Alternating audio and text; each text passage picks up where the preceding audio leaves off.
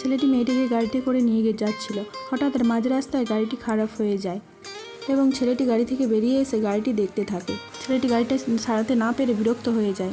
এরপর মেয়েটি তার বয়ফ্রেন্ডকে দেখতে পায়।